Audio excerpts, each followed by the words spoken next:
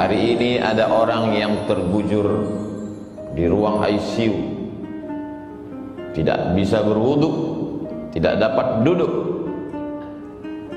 Mau bertayamum pun mesti ditayamumkan orang lain. Padahal kemarin dia adalah orang yang gagah perkasa dengan harta dan kekuasaannya. Tapi begitulah hidup.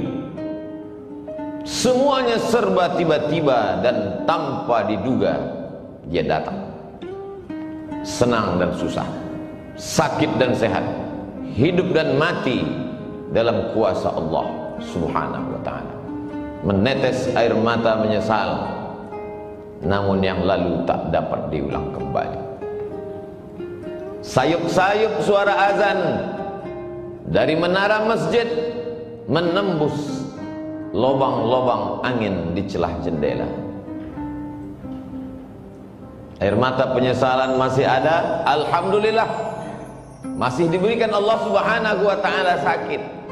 Bagaimana dengan yang mati mendadak secara tiba-tiba melangkah keluar dari rumah, bukan dengan kata bismillah, tidak pula bismillah tawakkaltu 'ala Allah wala haula wala quwata illa billah, tapi dalam perbuatan maksiat dan dosa. Kematian datang tiba-tiba. Tidak ada roh gentayangan dalam Islam. Roh dalam kuasa Allah Subhanahu wa ta'ala. Yang baik-baik letaknya illiyin, yang buruk, jelek, jahat, busuk, sijjin. Tidak ada satupun manusia yang bisa memanggil, mengundang, mendatangkan roh manusia.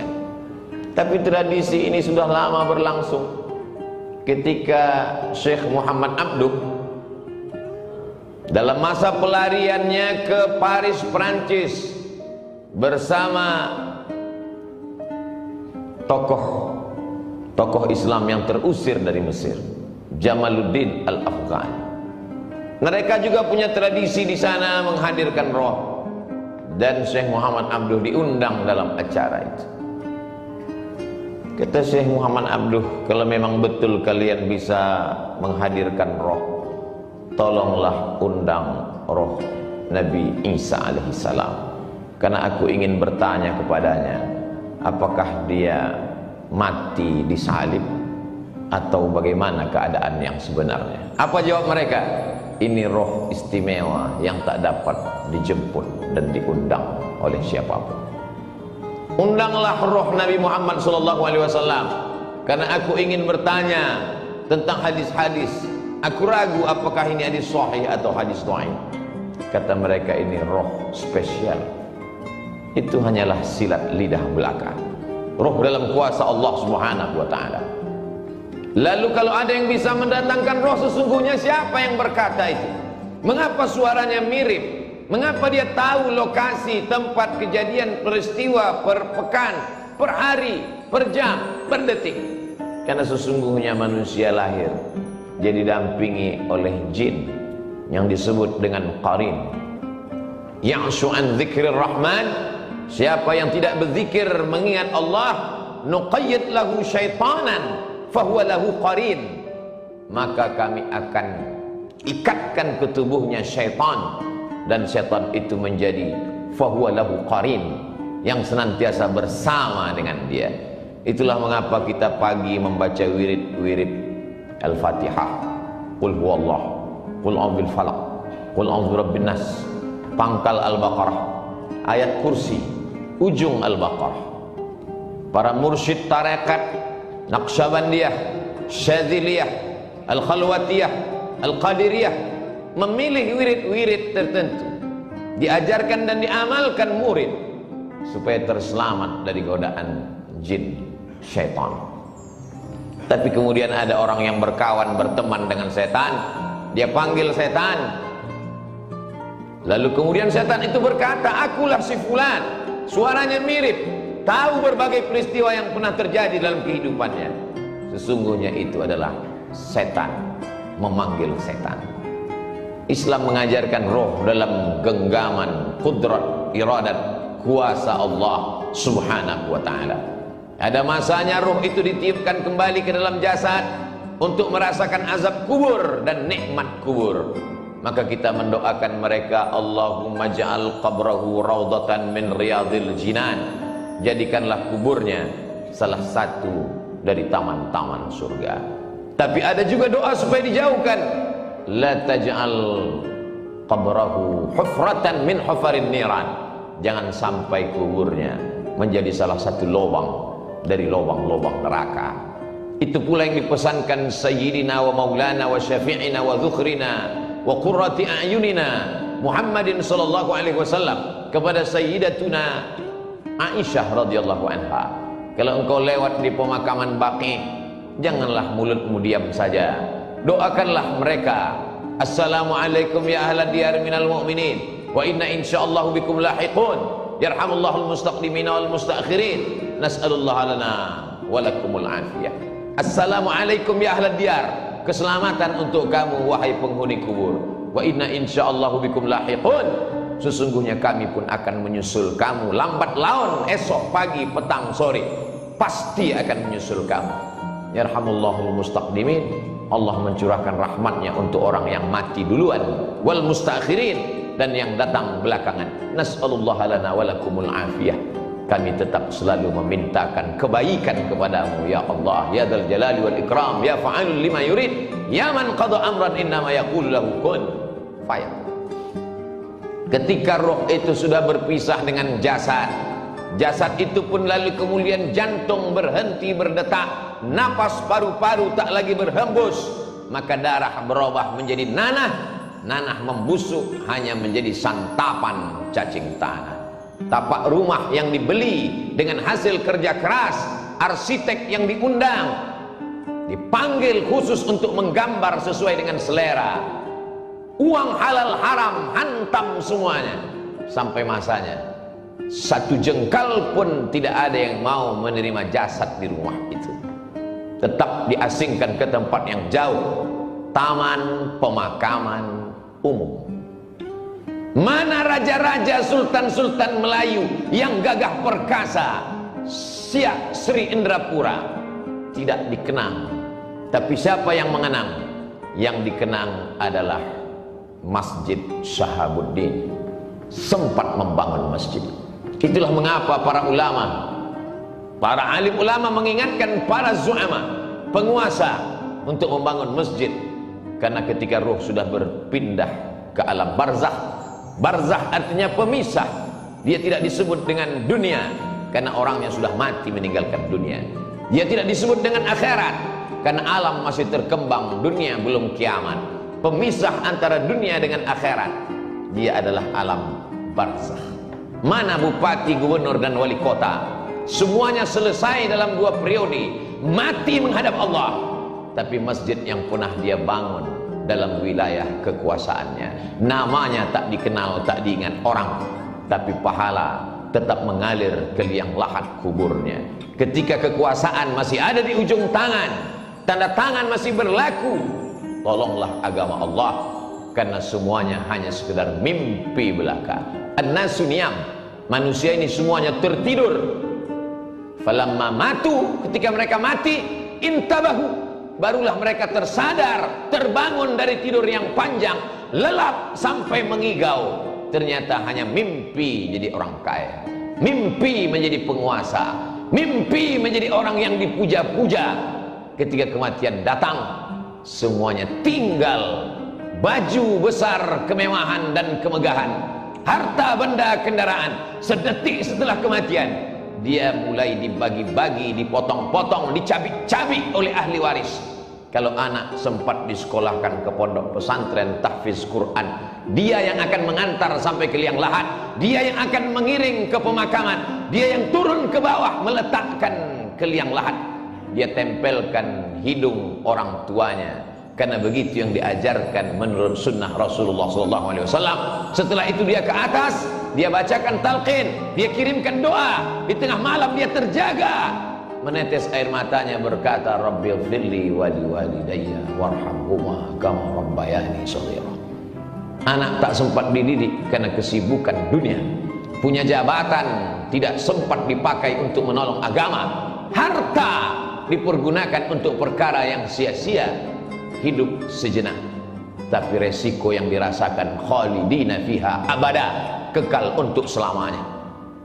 Orang-orang yang mati itu ditanya oleh Allah Subhanahu wa taala, apa yang kalian inginkan hai orang mati? Apa kata mereka? Laula akhartani ila ajalin qarib, berikanlah kami tambahan ajal waktu supaya kami bisa hidup sekejap, sedetik, semenit ya Allah. Kalau kuberi kau hidup, kau mau apa? Fa as-saddaqa, aku mau bersedekah. Wa akum minas salihin, aku ingin beramal soleh. Dulu waktu disiakan, kalau masih sempat wudhu zuhur untuk sholat asar, karena sholat asar hampir saja waktu zuhur itu berakhir, masih lagi di ujung laknat Allah, tapi masih turun rahmat Allah. Tapi kalau sholat itu tinggal nyata tanpa ada beban karena dilakukan berkali-kali, la kafarata laha illa dzalik, tidak ada yang bisa menebus sholat kecuali sholat itu sendiri. Semua tinggal menjadi kesia-siaan. Wa qadimna ila ma amilu min amalin, semua amal perbuatan yang sudah kau lakukan dulu kami datangkan, kau lihat, kau pandang di depan kelopak matamu. Faja'alna haba'an mansura, kami jadikan amal itu terbang seperti debu dihembus angin, tepung melayang di udara, tak bermakna, tak dapat menolong. Padahal orang-orang beriman melihat amal kebaikannya, faman ya'mal mithqala dzarratin khairan yarah wa man ya'mal mithqala dzarratin syarran yarah. Tapi apa mau dikata? Kata-kata tak lagi bermakna, penyesalan hanya tinggal derita yang dibawa menghadap Allah Subhanahu wa taala. Kalau pernah memaksa-maksakan diri untuk sholat duha agak 2 rakaat, kalau pernah memaksa-maksakan mata untuk tahajud, meneteskan air mata di tengah malam, kalau pernah memaksa-maksakan diri untuk menyisihkan uang belanja 1, 2, 3 sak semen, 1, 2, 3 meter pembebasan tanah, pembangunan masjid, kalau kau tidak hafal Quran, biayailah anak penghafal Quran, kelak dia akan mengajar menjadi imam, mengalir juga setetes 2 tetes pahalanya.